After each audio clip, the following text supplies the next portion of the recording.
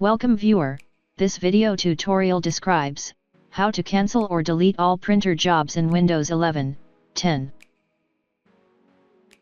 Click Start, Settings, click Bluetooth and Devices, click Printers and Scanners.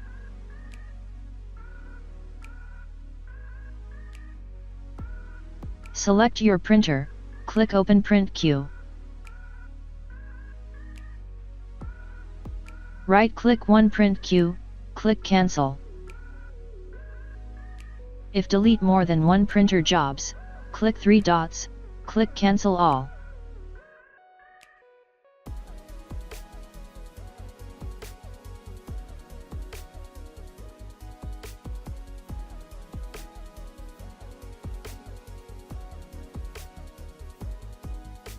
Second method is use Stop or Exit button to clear all printer jobs.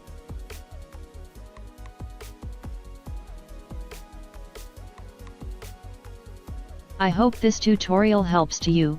Please like, share and don't forget to subscribe our channel. Thank you very much. See you next video.